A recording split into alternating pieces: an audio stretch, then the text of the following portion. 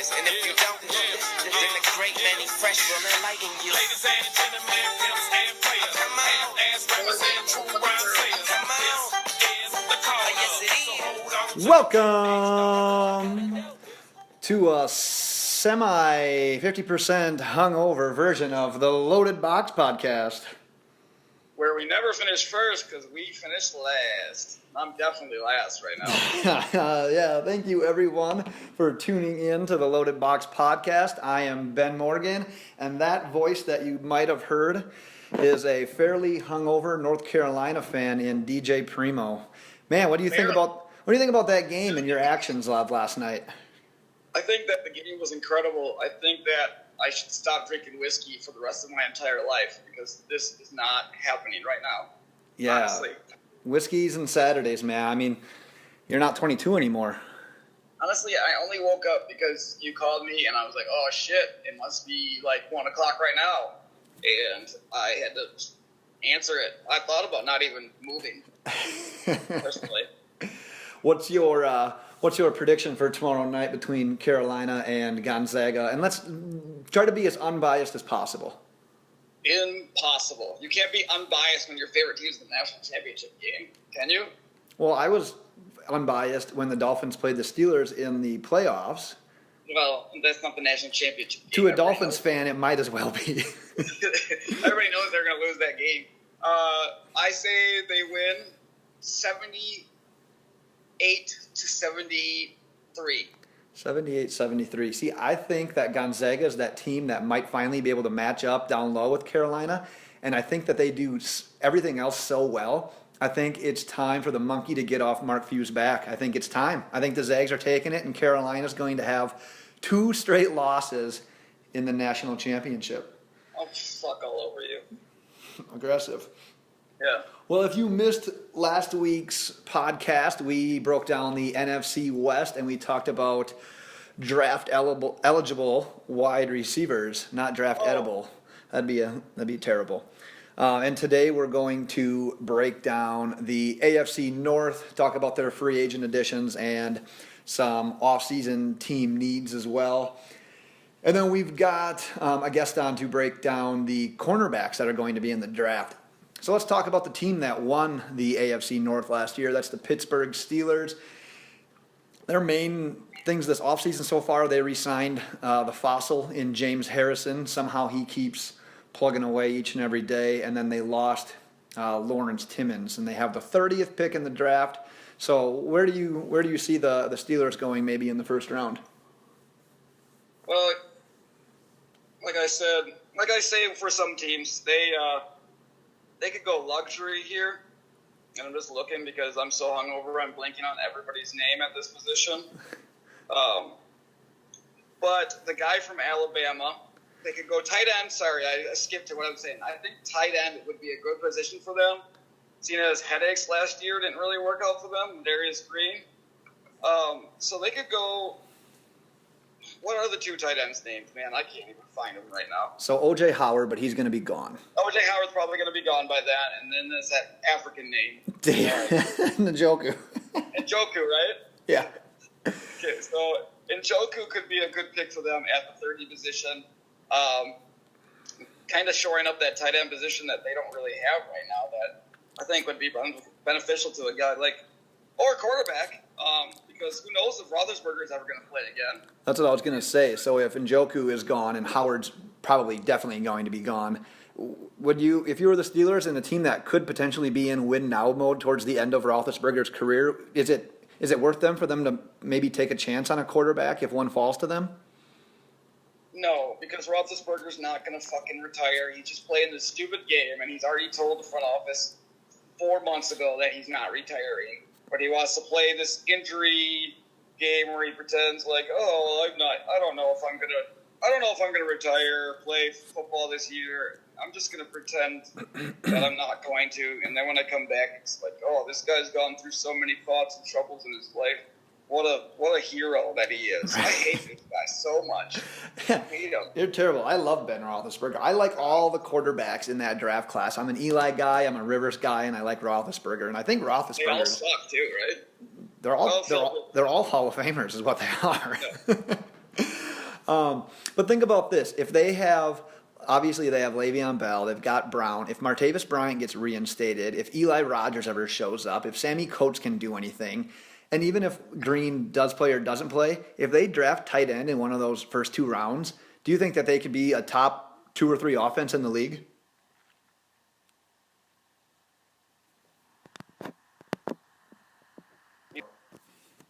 I mean, I think with Le'Veon Bell alone, they can be a top 2 or 3 offensive in the league.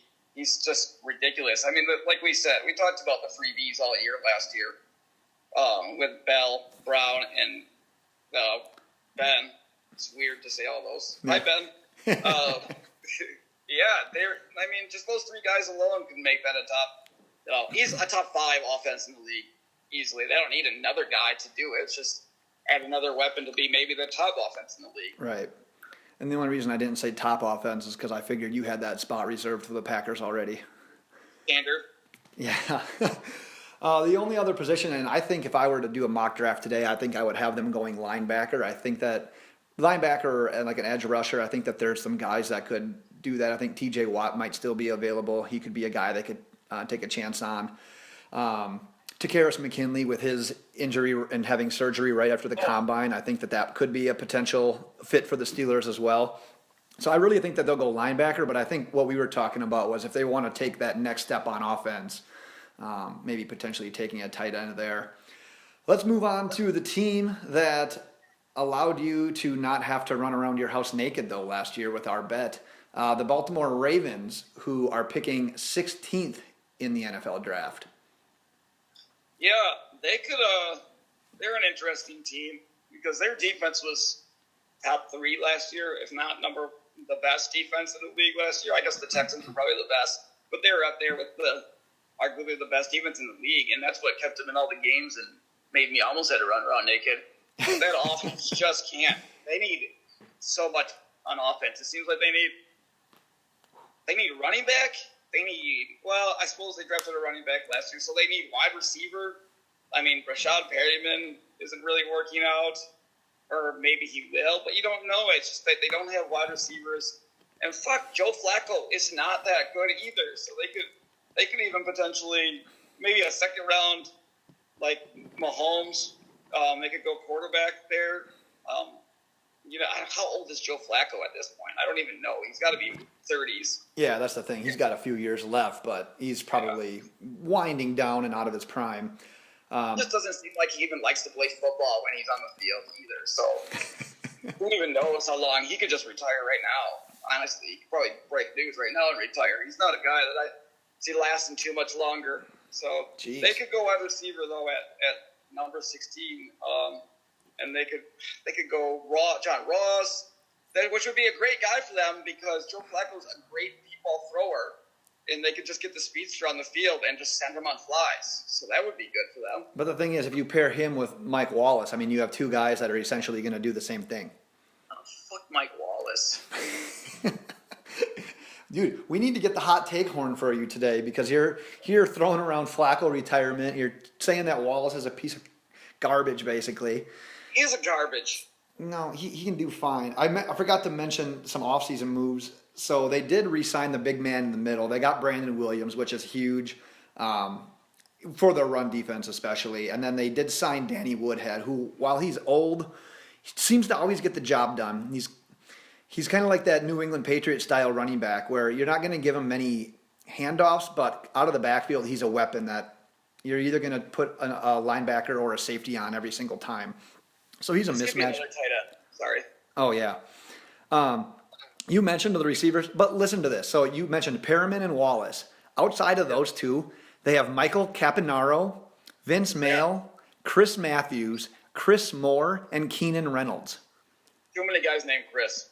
Honestly, they're both white, I bet. Remember Chris Matthews was the guy that played in the Super Bowl and was making up some crazy catches a couple years ago? No.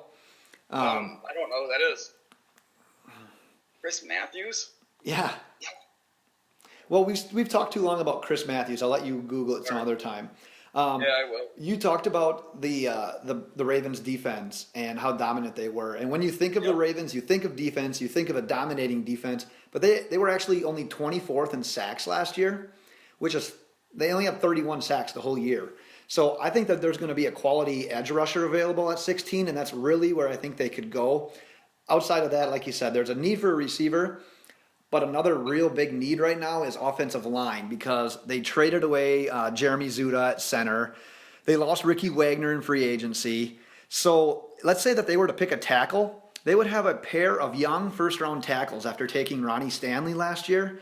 So they could literally have their choice of all the linemen in the draft since they draft 16 and there's not that one stud that really stands out. So they could really pick whoever they want as a lineman. And I did read that they're rumored to really like Cam Robinson out of Alabama. So I think if I'm picking today, I'm going to take edge or offensive line there, probably whichever one's available that they have higher on their big board. And think of it like, so I was listening to just a little sports radio the other day. Isn't that like a situation where like the Packers, where they can just kind of let whoever fall to them maybe in the second round offensive line wise, who they have highest on their board? I don't know that's yeah, because there isn't that stud. So what do you say? You get the edge rusher that you like, and then you can, like you said, you can just get whatever lineman in the second round. Not whatever lineman. It's still going to be a quality guy, but it's like you said. Is there a big difference between Cam Robinson and then a guy you're going to get in the second? The draft that the Packers got Eddie Lacy in, they actually had Monte Ball ranked higher, and he went before them. Thank God. And Eddie Lacy was the next best on the board. Yeah, isn't that crazy how that works out? Like you might be onto something there. I kind of like that strategy right now for the Ravens. Yeah. Probably the most, even though they didn't finish last, I would say the most disappointing team in this division was the Cincinnati Bengals. I mean, you had them going, 14-2, I think, in the preseason? Oh, yeah, I had them. They ended up going 6-9-1. They have the number 9 overall pick in the draft. They lost Kevin Zeitler in free agency, but they did sign a tackle in Andre Smith. Those were kind of their splash moves anyways. So top 10 pick for the first time in a while for the Bengals. They've been in the playoffs, just haven't been able to really do anything. So picking a little higher than what they're used to. What do you like the Bengals to do here? Yeah, I didn't really think that losing Marvin Jones and what's the other guy's name that went to the Falcons? Help me out here. At receiver? They're two wide receivers that they lost last year. The year before. Mohamed Sanu. Yeah, Mohamed Sanu. I didn't think the loss would affect him as much as it did. I think, God, this is a tough one. They could, again, that's another team that could use wide receiver help maybe just to replace, just because of how much they struggled there without, outside of A.J. Green. Well, especially when Green went down for a little while, I was going to say, who got injured last year. Then they had nothing. Their defense is solid, but number 9, I don't think they could. It's tough. Grabbing somebody that high, they're in a position where they could trade. They're another team like the Panthers, blah, blah, blah, that is a good team that had a down year where they could trade down and grab something else a little bit later to help improve their offense. Again, another slot guy, like I said, like John Ross or someone like that. Yeah. But it's a tough. They're in a tough position at number 9. It's like you wouldn't think of that as a tough position because it's a high pick, but they're a team that could trade down and get more picks later. That could help improve their team. This might be a stupid question on my point because it's to you, and I know that you like big-bodied receivers. But what do you like the idea of pairing an AJ Green with Mike Williams on the other side, or is that too much? That's what I was saying. I was like, Mike Williams could be there, but do you need to draft another guy like that? That's why I'm thinking trading. But it's hard. Like a Julio Jones and Roddy White. Like Falcons had Roddy White and they drafted Julio Jones. Right. And it was like a genius thing to do, actually. So could they go that route and grab a guy like Mike Williams or and I think it would. Western Michigan as well. Yeah, that might even be a better fit because you could ease those guys in. Because AJ Green's going to be your stud. He's going to be the one commanding double coverage. So if you could ease one of those receivers in as the number 2 guy, I don't know. Like I didn't really consider a receiver for him here because I think there's other needs and other players that are going to be available that they can take. But I don't know. I'm kind of intrigued by that idea after you brought it up. Yeah, and their biggest loss, honestly, is Rex Burkhead. So they really need to work on replacing him. Yeah, good luck replacing his. What did he have? Probably about 12 snaps a game. He's gonna murder it at New England. Well, yeah, he'll probably end up being the Super Bowl MVP next year. He probably will be. I was thinking along the lines of maybe linebacker at number 9 because outside of Vontaze Burfict, they're very thin at linebacker. And I think this is where Reuben Foster might come off the board, especially after they cut Ray Maluga. Otherwise, I'm thinking if one of the safeties are able to fall to them, Jamal Adams or Malik Hooker, the Bengals really aren't filled with any studs in the back end of that secondary, but there's a chance that both of those guys could be gone, or they could see linebacker as more of a need. So I really think that in my mock, I'm going to end up having Foster go here to the Bengals. And then at some point, just because of all the guys that they lost on the line and it not being a great line to begin with, I think in the second round they have to look guard or tackle.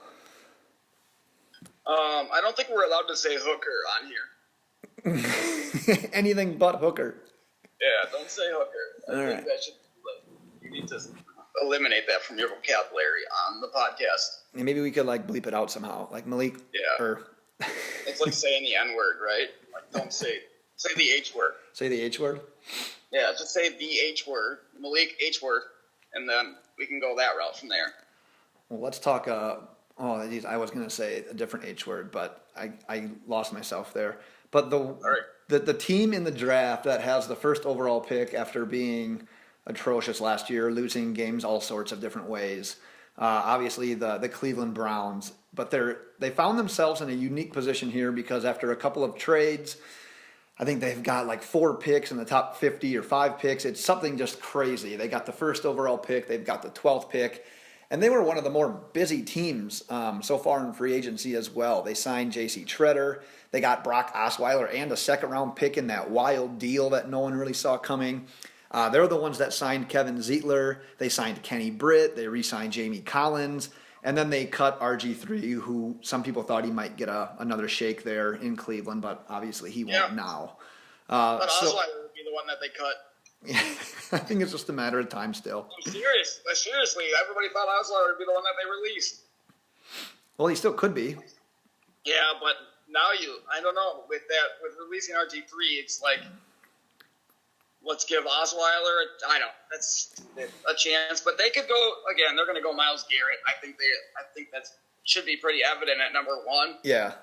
And then they've got 2 picks. So what do you do? Do you go quarterback if you're them? I mean, that's a position that they can go there and just. Again, that's why I think that they could keep Brock Osweiler on the team and release RG3 because they're rebuilding. They don't. Right. They're not going to. Yeah, I could. Brock Osweiler and another guy study behind him. Right. Whoever they like there, they could have quarterback. The top quarterback could drop all the way to the 12th pick, so they could have their choice still. Right. Of quarterbacks. Yeah, they could be in a good position if quarterback is what they want. I think they're one of those teams that we've talked about in the past, too, that is just so thin everywhere that they really can't go wrong either. Yeah. So, like you said, I think it's pretty consensus that Garrett's going number 1.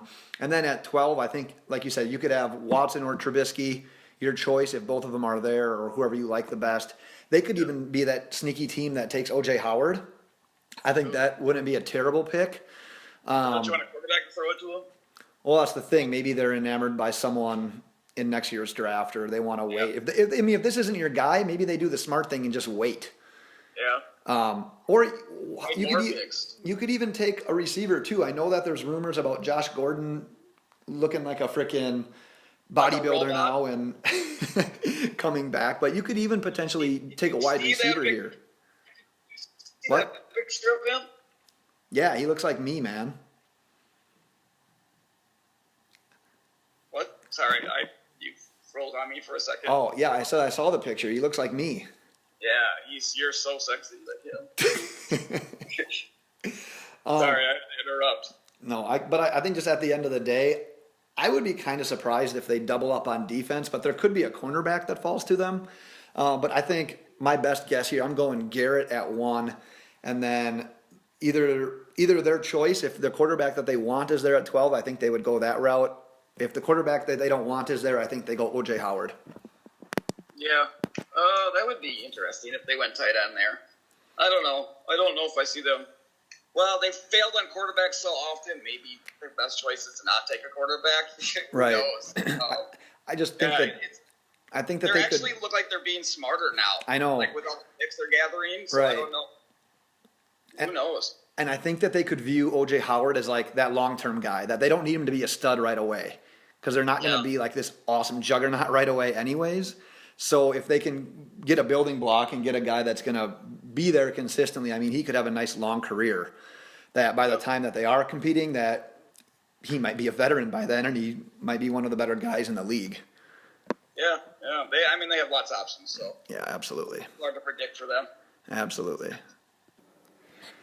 So moving on to the NFL draft, I said today that we're going to be breaking down the cornerbacks in the 2017 NFL draft. And to do that, we've got Eliot Crist on. He's an analyst for Pro Football Focus and a scout for NDT Scouting. So, Eliot, first of all, thanks for coming on. And how are you doing today, first and foremost? I'm doing well. Thanks for having me. I'm excited to talk corners. My team's the New York Jets, and they never seem to stop needing corners. So. Yeah, man. Isn't that how it goes, though? I'm a Dolphins fan, so I get to watch a couple of Jets games every year anyways. And I don't know, this last year it was nice because we finally didn't falter anyways down the road this time against the Jets. So, Eliot, if anyone else is looking, obviously we're going to talk about cornerbacks today, but if anyone wants to see any more of your work, where's a good spot for them to find what you have to offer? You can follow me on Twitter at Eliot Crist, ELIOTCRIST. When their website launches, which should launch any day now. Specifically, one is going to be about the perfect fits for the top corners in the draft and what teams fit their skill set best. So if you want more information after this podcast, that's an article you should all look out for. Nice. Good deal. Well, like I said, thanks again for coming on. So we ran a Twitter poll before we started this podcast, and it was pretty overwhelming. About 80% of the people said that Marshawn Lattimore was going to be the first cornerback taken off the board. So is that your number one guy, or do you have someone else going as your top overall corner? No, Lattimore's my top overall guy. He's got all the skills you look for. He's great in press. He's got the recovery speed. He's got fluid hips, great feet. He's got good ball skills. His biggest issue is his hamstrings. Right. You wonder if that's going to be a recurring issue. So if he can stay healthy, he can be a star corner. But it's a loaded corner class. Right. He also shows scheme versatility, so he can play zone or man. But I think he would be best in a press man system. Nice. So I think a perfect fit for him is actually the Tennessee Titans. They run a lot of press man, and he can slide opposite Logan Ryan, and they can start to have a dominant secondary. Right. If he were, let's say that Tennessee ends up going safety instead. Is there another team that he fits well? Is there any chance that he gets outside of the top 10? Yes, I think there's a chance he gets outside the top 10 because of, one, those hamstrings, and two, the cornerback depth of the class. Right. So one thing I like to point out is that, let's say you need corner and receiver. Like, let's look at the Titans, for example. There are only two guys that profile as a number one wide receiver in this draft, but there are a bunch of guys who profile as top corners. Right. So you're going to be able to get a guy like a Kevin King or a Witherspoon from Colorado in the second round that, can develop into that number one corner for you. So I think there's a chance he drops a little bit just because of the sheer depth of the draft. Yeah, that's a good call. I think, like you said, and I think, DJ, did you have him as your top corner as well? Oh, yeah, absolutely. I don't think there's any question that Lattimore's the best cornerback in this draft, so I think that's a consensus all around as our poll showed, so it was overwhelming. Yeah, I think it was like 80% of the people had Lattimore. And we probably should have left him out of there. Right?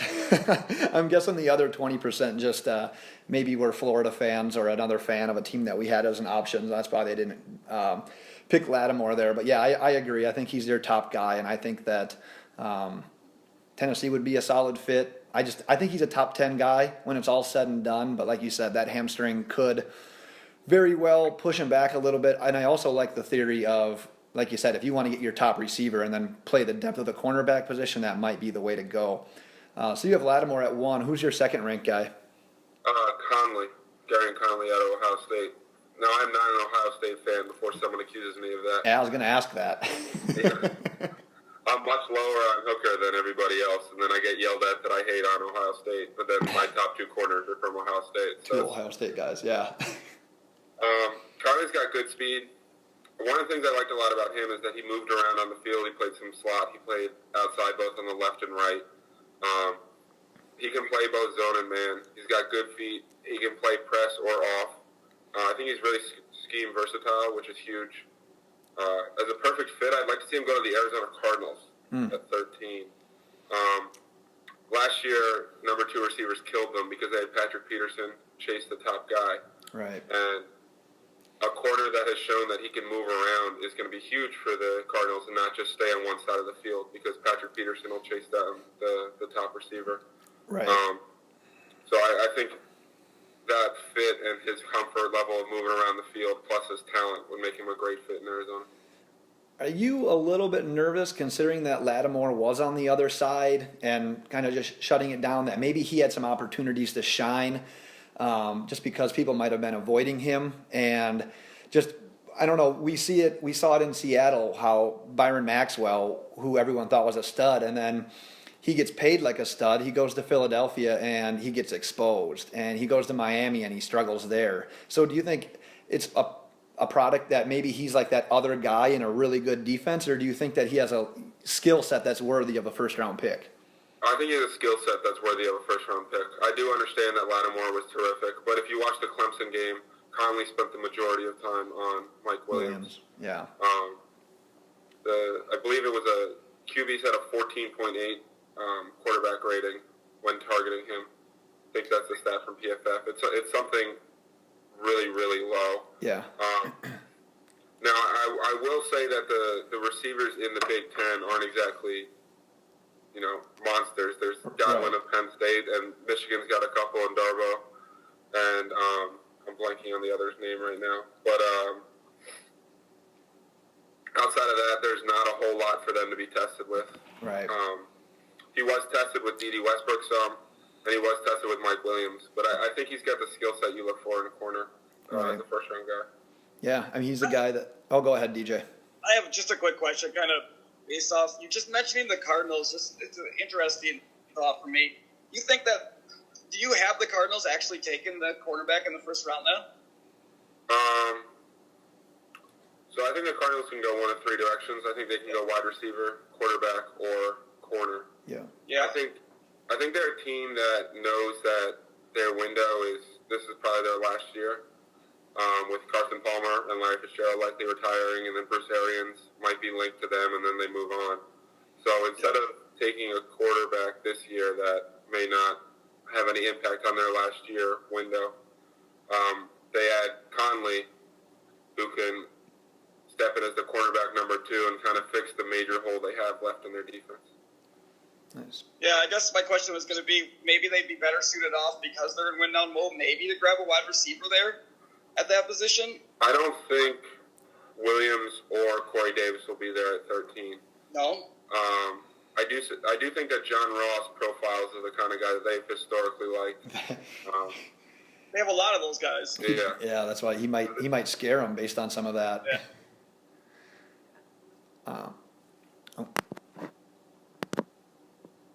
He also may just be like the guy that they finally see has the skill set they want, but has the talent they also want.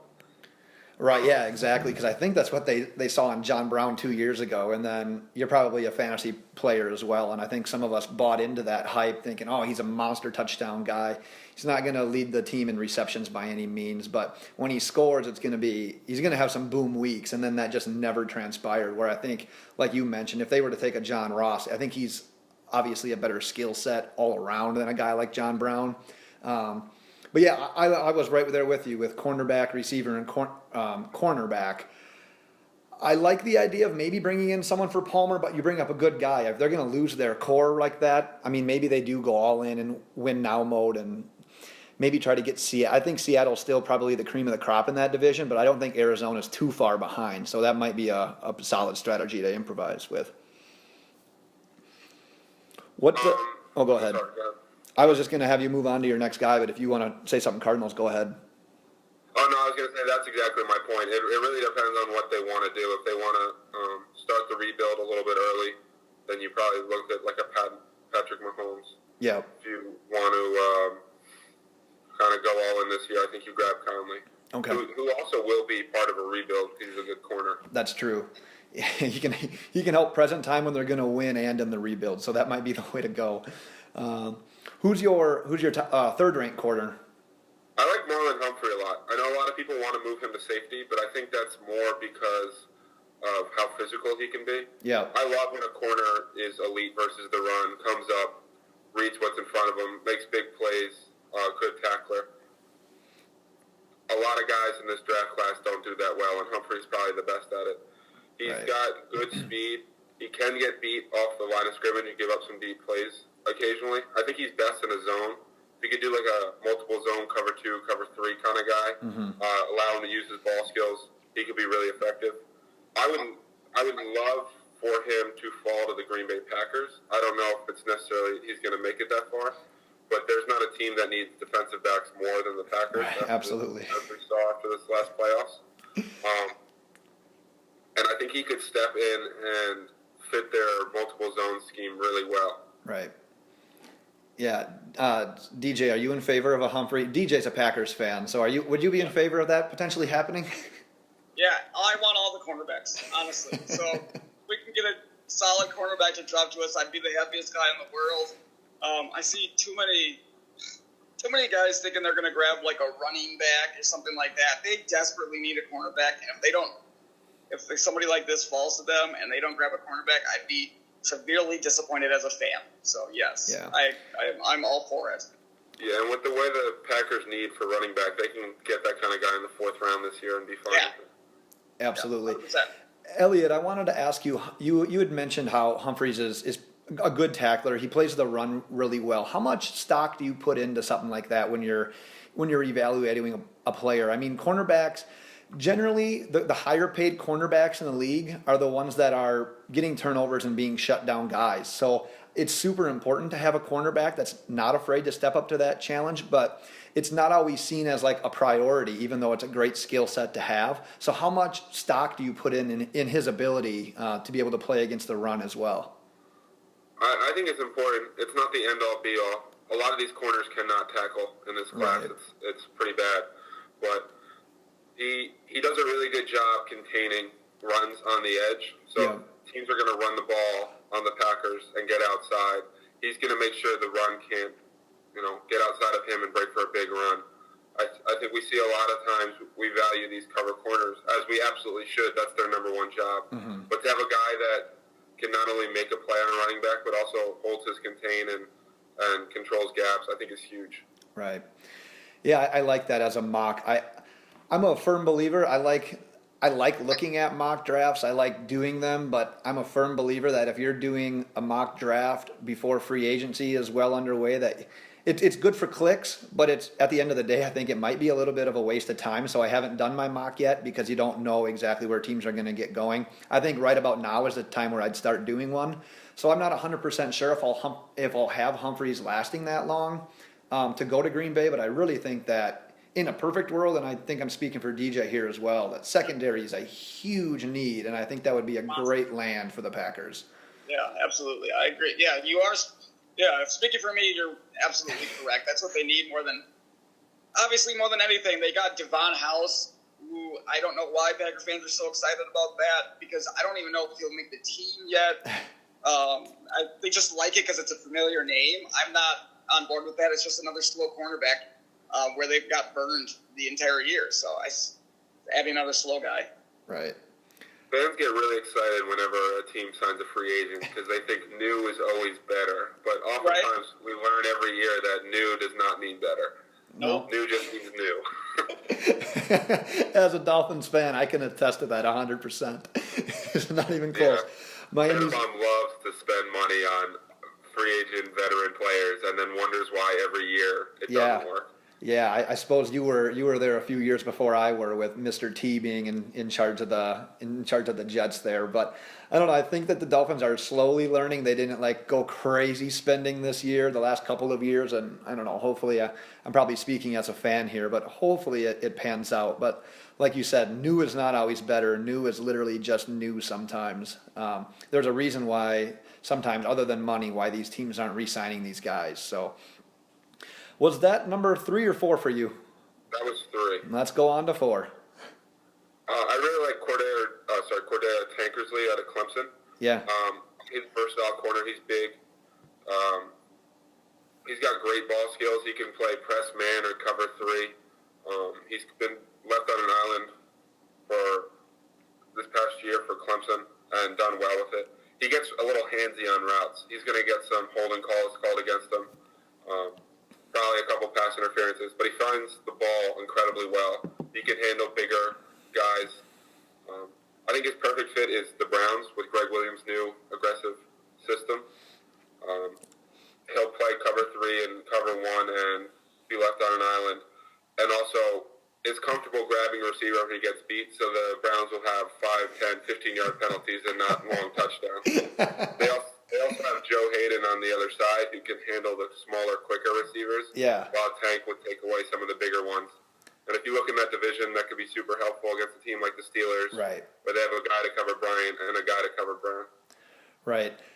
We were talking a little bit earlier before you came on about the Browns, and I didn't necessarily think that they would double down on defense. I think it's common consensus that they'll go Garrett at 1. So I think they could go corner at 12. But do you think your guy could be fit more maybe like in one of their later picks? Because they've stockpiled so much. I think they've got like 4 or 5 in the top 50. So do you think that they would maybe reach a little bit and take him at 12, or do you see him as one of the later guys? I see him probably 33, the first pick in the second round. I think would be the right around range for him. My guess is he goes anywhere between like 25 and 40. Okay. So right around that range. Yeah. A lot of corners will depend on what scheme you run. Right. Like that's one of the hardest part about ranking corners. Or some guys are zone corners and some guys are man corners. So throwing them all together, man corner is probably the more rare skill set. But if you run zone, why do you care? Exactly. You know what I mean? So a lot of these rankings are kind of artificial because a team's going to rank guys based on what fits best for them. Yeah, a lot of people. I'm glad you pointed that out. I was going to talk about that earlier as well, but it really is like some people have that unique skill set where they are able to man up. They don't need that safety help, whereas other people are better playing off a little bit, playing in a zone and thriving in that situation. So you might end up seeing a team what you think is a reach for a cornerback, but in all reality, that's the guy that they want because he's that perfect scheme fit. So like you said, it's really the rankings are what they are. They're something that we put out there just to have an idea of how we're going to pick these guys. But at the end of the day, it's super hard to really tell because of the different schemes and where people are going to fall. So I'm glad you brought that up. Who's your 5th ranked corner? So I just want to point out that off film, Sidney Jones of Washington was my number 2 corner before the Achilles injury. Yep, I was going to ask you about him in a little bit here. But we can get to that. And now this guy who's 5 for me, I just need to put a little public service announcement out there. I like, despite his 40 time, and have gotten a lot of people to call me idiots and say I need to be fired for liking him. So I'm a fan of Tease Tabor of Florida. I know he had that awful pro day. He ran 4.62 at the combine, which is kind of between Brent Grimes, who ran a 4.57, and Josh Norman, who ran a 4.66. I also don't care that much about 40 times in general. I think people get excited about him, but they don't necessarily mean that much. What Tabor does really well is he plays the ball. Yeah. He's really good in off-man coverage. He can, you see when you watch him how much film he studies because he's breaking on the ball. Like the second the quarterback starts to throw, he has great anticipation. He's got great ball skills. I think it's something like 1 out of every 5 passes thrown his direction, he breaks up or picks off. he's a terrible tackler. I know we were talking about this earlier with Humphrey. He might be the worst tackling corner in the class. He has zero interest in getting physical. Everything is diving at someone's ankles. Yeah. But his ball skills and anticipation, I think, are special. And so if you play him in off-man coverage, I think he could have like a Brent Grimes kind of career. Yeah. Where he makes some plays for you, plays bigger than he is. And despite the fact that he's not a burner, he can kind of cover guys because he studies so much film and can anticipate the next move. Right. I'm a big Gators fan, so I've seen a lot of Tabor over the last couple of years. And the interesting thing with the Gators defensive backs is when it was Vernon Hargraves and Tabor on the other side, everyone was like, Hargraves is good, but you watch, Tabor's going to be better. And then once Hargraves went, it was, Tabor's really good, but watch out for Quincy Wilson. He's going to be better on the other side.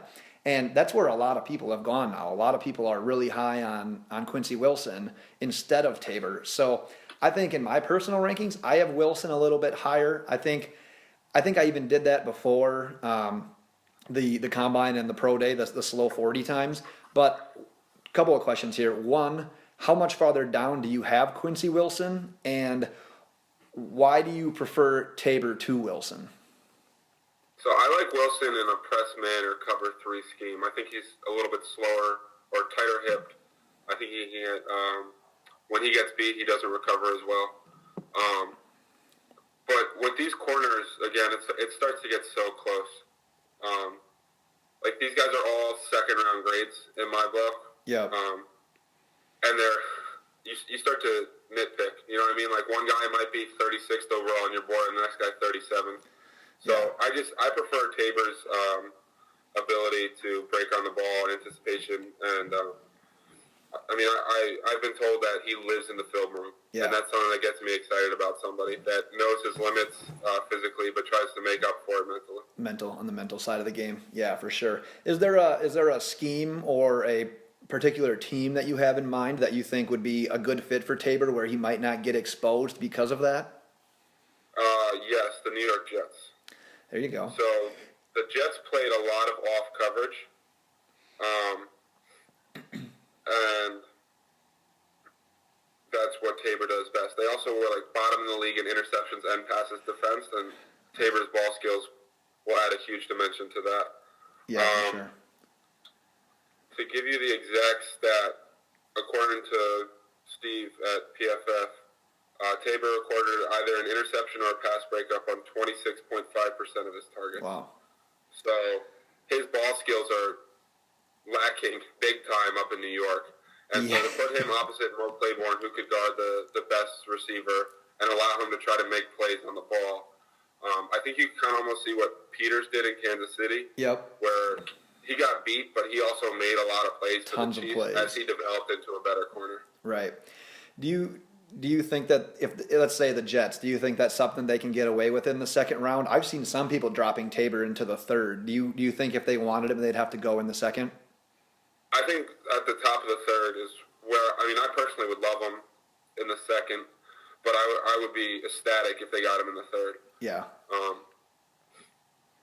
I think that sometimes we get caught up in recency bias where the combine or the pro day is the most recent thing that happened, and so that's the thing we get worked up most about, instead of focusing on his 3 years of excellent film. Right. Exactly, and like you said, at the end of the day, they're not out there wearing no pads just running around. They're playing football. So he'll have safety help. He'll have other guys. There'll be a learning curve, I think, with any of these guys. But like you said, I'm not writing him off. I've seen enough good film on a guy like Tabor where there's no way he's, like you said, if he falls out of the middle of round 2, out of round 3, there's definitely something wrong with that. The one guy you were talking about as well that you had ranked second was Sidney Jones out of Washington. Pretty unfortunate what happened to him there after rupturing his Achilles during his pro day. So, I mean, after all of that, that's all that said and done, do you have a specific round you think he might fall to? I think he'll go in the second. Yeah. Mid to late second. His talent is, I mean, we saw Jalen Smith with his nerve issues, right, go in the top of the second round last year. Yeah. Now, this is a deeper class in corner, which will drive him down. But a team that feels comfortable waiting, because he says that he's going to be able to play the second half of the year. Yeah. He can he can be a big time player for them. I would love to see him go to like a zone team like Carolina. He reminds me a lot of Josh Norman with the way he plays. He's got ball skills. Right. He runs with receivers really well. He does a great job keeping his eyes in the backfield. Yeah.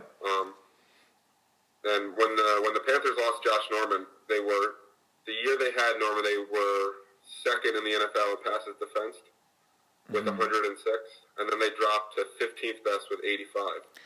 Yeah. So Jones would be able to kind of replace what Norman's role was on the Panthers. Right. Yeah, there was a huge drop off there, and there was a lot of people that were saying, Norman's scheme specific. They'll just plug in a new guy, and that wasn't the case. The Panthers got murdered down the field a lot. Just look at the game against Atlanta when Julio went for like 300 yards. It was terrible. There's no doubt that they missed him. So I think that corner at some point is something that they'll have to do. I got off there a little bit, but Sidney Jones. So let's say that he is your second round guy. Do you think at this point, is he still worth that gamble, or is there another guy in second or third round that maybe you take over him because of the fact that you don't know how he's going to bounce back after a ruptured Achilles? Or do you have enough faith in the skills that he's shown that, yeah, he is worth the gamble? So I think that decision would come down to the team's doctors. Yeah. My medical knowledge is pretty limited. But if a team's doctors is telling then I think that's fine. Yeah. But there are guys like Quincy Wilson I would take ahead of him. Right. There's a guy I really like that's going to go lower in the draft, but I think can be a really good cover 3 corner.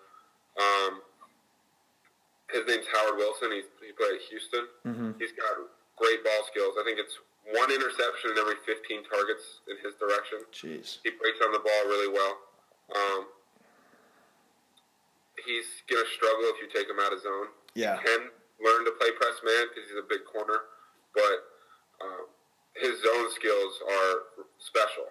And if you can find that in the second or third round as a zone-only team, I think he could be really good.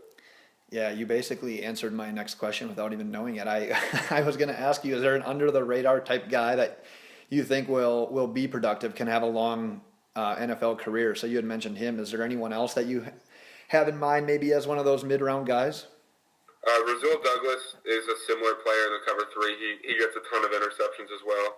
I like Ahkello Witherspoon out of Colorado. I like him more than Kevin King. I know King's the popular 6'3" right. corner.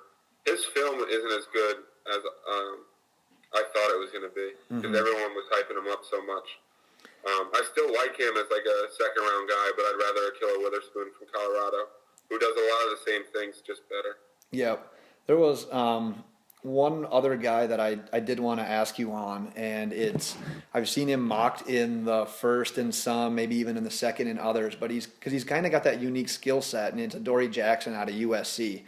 A lot of people like him because of his versatility. I mean, he can do punt and kick return.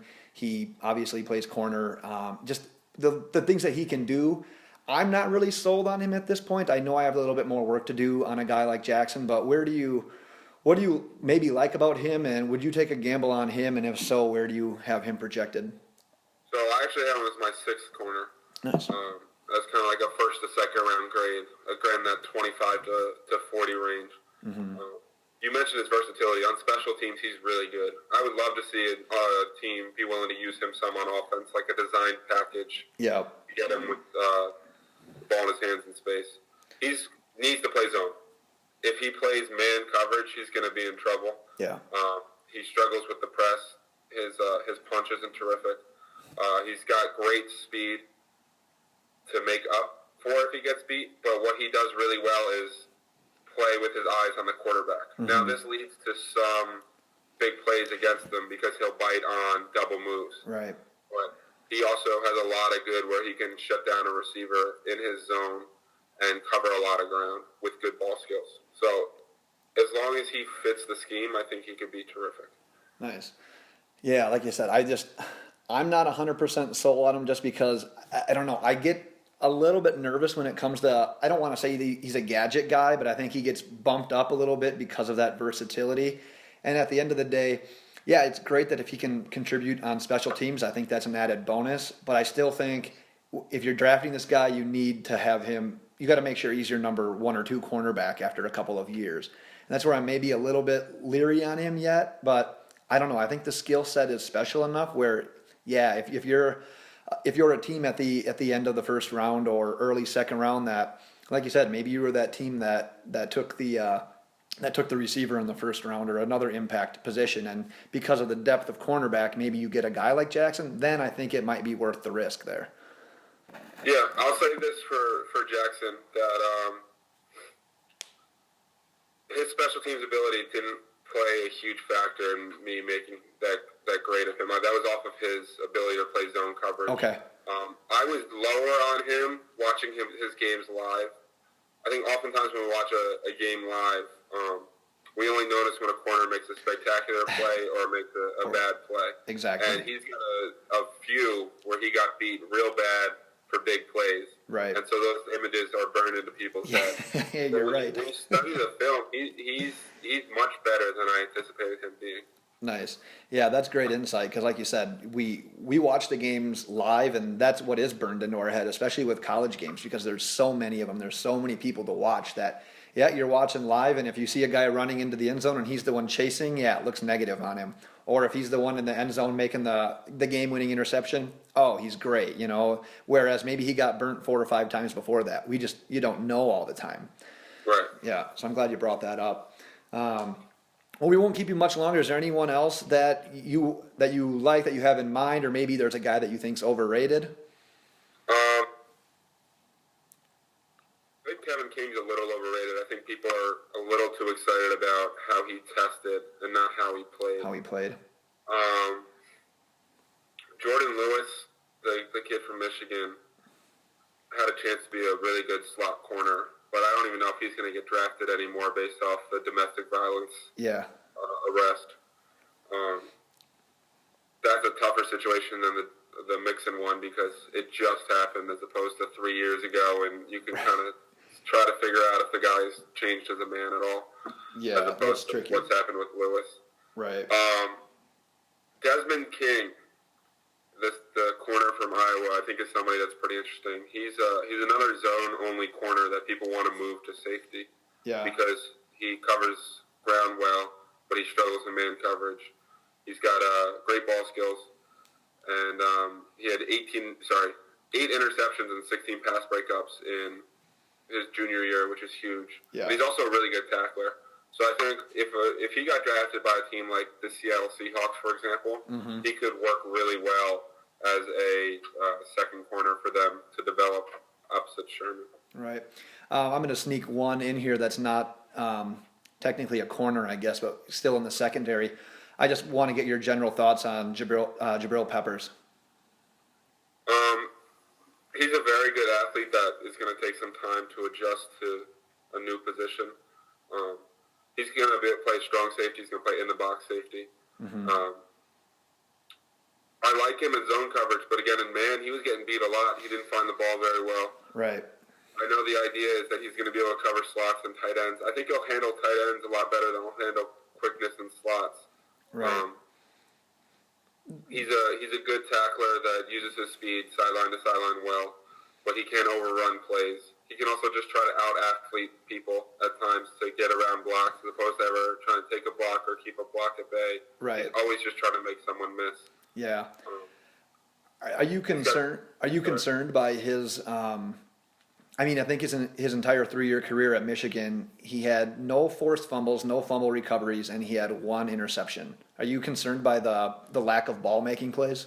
I don't think that's what he does. You know, I don't think Jabril Peppers is a first-round guy. Yeah. I think anytime you're changing someone's position, you have to hesitate. Right. And then when you're changing someone's position from linebacker to safety, that's a pretty rare change. You don't see that very often. I think that the lack of ball skills are in part because he's a linebacker, but I also think that he doesn't find the ball very well. Right.